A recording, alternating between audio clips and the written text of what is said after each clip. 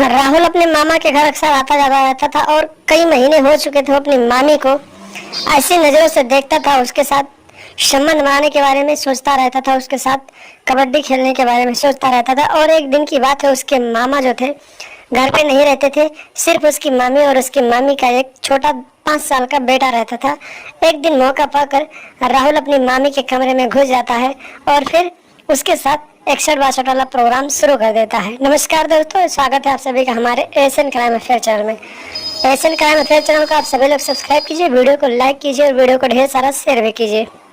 दोस्तों, राहुल काफी दिनों के बाद अपने मामा के घर गया हुआ था और अक्सर अपने मामा के घर आता जाता रहता है। उसका मामा जो होता है सऊदी अरब पैसा कमाता है, उसके घर पर सिर्फ उसकी मामी और उसका एक 5 साल का बेटा रहता है। उसकी मामी जो होती है बेहद ही खूबसूरत, बेहद ही सुंदर दिखती है। तो जो राहुल होता है जब अपनी मामी को देखता है तो उसके तन बदन में करंट लग जाता है। एक दिन की बात है, राहुल अपने मामा के घर गया हुआ था और उसकी मामी जो थी अपने बाथरूम में नहा रही थी। तभी अचानक राहुल जो होता है सीधे अपने मामी के घर में घुस जाता है और फिर उसे बाथरूम में नहाते हुए अर्धनग्न अवस्था में देख लेता है। जब राहुल अपनी मामी को अर्धनग्न अवस्था में देखता है तो उसका पप्पू एकदम से मचलने लगता है और अपनी मामी की गुफा में टहलने के लिए सोचने लगता है। राहुल जो होता है जब अपनी मामी के नरम नरम बदन को देखता है, नरम नरम उसके मुसन्ने को देखता है, तो फिर उसके साथ कबड्डी खेलने के बारे में सोचने लगता है। और फिर जब उसकी मामी नहा धोकर बाथरूम से आती है तो राहुल वहां पर बैठा होता है और उसके मामी के सारे कपड़े उसके बदन से चिपके हुए होते हैं और सारे बदन एकदम झलक रहे होते हैं। राहुल जब इतना देखता है तो फिर अपने आपा से बाहर हो जाता है और फिर अपनी मामी के पीछे पीछे उसके रूम तक चला जाता है।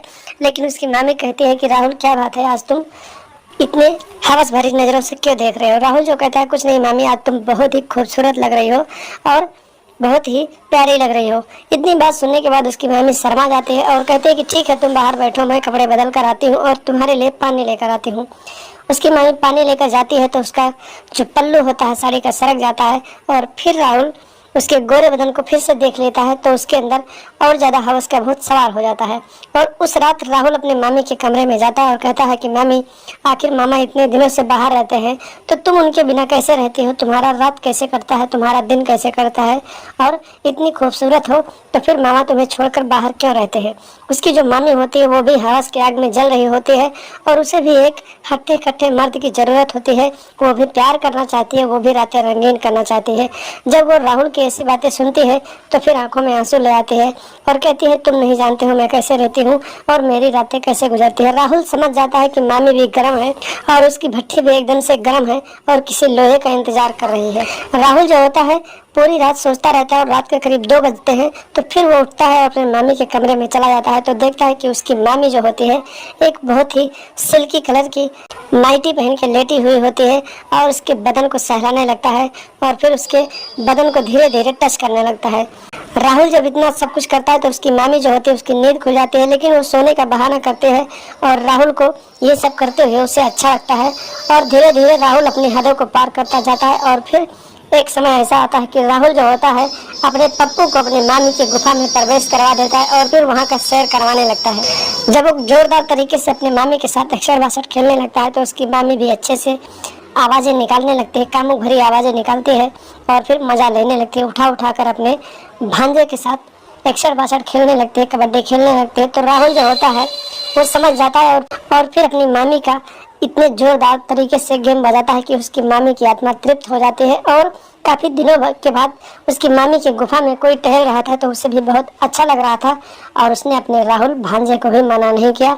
और इसी तरीके से लगभग 15 से 20 दिनों तक राहुल अपनी मामी के घर रह गया और रोज रात को वो अपनी मामी का गेम बजाने लगा।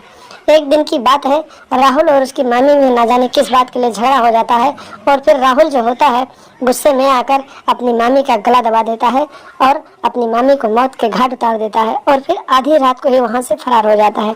जब सुबह होता है लोगों को इस बारे में जानकारी होती है तो लोग पुलिस को सूचना देते हैं। मौके पर पुलिस पहुंचती है और पुलिस जो होती है लाश को कब्जे में लेती है और फिर छानबीन करने लगती है।